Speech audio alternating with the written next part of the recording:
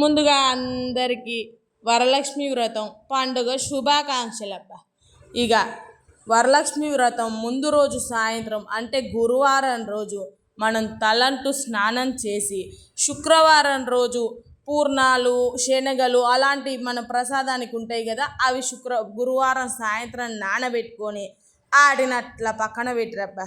ఇక అట్లా పక్కన పెట్టి మనం దేవుని పూజా రూము, దేవుని పటాలు, హారతి ప్లేట్లు అవన్నీ శుభ్రంగా గురువారం సాయంత్రమే క్లీన్ చేసుకోండి అబ్బా.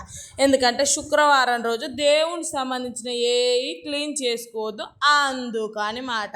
ఇక అట్లా క్లీన్ చేసుకొని ఎంత వీలైతే అంత తొందరగా పడుకోవడానికి ట్రై చేయండి రబ్బా గురువారం నైటు. ఎందుకంటే శుక్రవారం రోజు బ్రాహ్మణి ముహూర్తంలో లేవాలి కాబట్టి.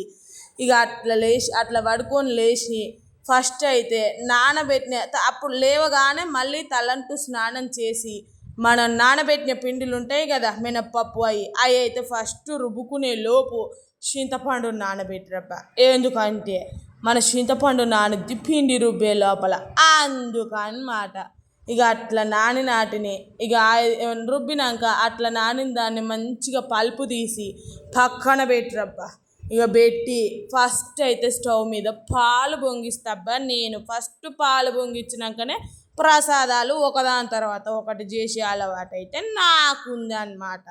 ఇక పాలు పొంగిచ్చేటప్పుడు మనం స్టవ్ కింద అట్లా ఒక ప్లేట్ పెట్టుకుంటే పొంగిన పాలు మొత్తం ఆ ప్లేట్లో పడితే మంచిగా స్టవ్ చుట్టూ పడకుండా ఉంటాయి. అది ఒక టిప్పు నా సైడ్ నుంచి. ఇక మరి మీలో ఎంతమంది అమ్మకి ఎన్ని రకాల ప్రసాదాలు చేస్తారో ఖచ్చితంగా నాతో కామెంట్ బాక్స్లో షేర్ చేయడం మర్చిపోవద్దబ్బా.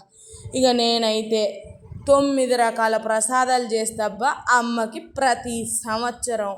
ఇక ఆ ప్రసాదాలు ఏంటంటే పులిహార, బెల్లపు పరమాన్నం, సేమియా పాయసం, రవ్వ కేసరి, పూర్ణాలు, భక్ష్యాలు, ఉడకబెట్టిన శనగలు, గారెలు.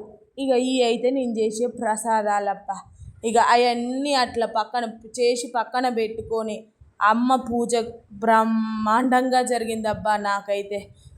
ఇక పక్కన పెట్టుకుంటాం కదా ప్రశాంతంగా కూర్చొని పూజకి అమ్మకి పూలు అవన్నీ అలంకరించి చేసుకోండి అబ్బా పూజ అయితే. నేనైతే ఇలాగే చేస్తానబ్బా. మరొక్కసారి వరలక్ష్మి వ్రతం పండుగ శుభాకాంక్షలు అబ్బా అందరికీ. దద్దోజనం కూడా అబ్బా ఇప్పుడు చూసిరు కదా. ఇక పూజ అయిపోగానే పెళ్ళైన ఆడవాళ్ళైతే తమ భర్త చేతుల మీదుగా ఆశీర్వచనం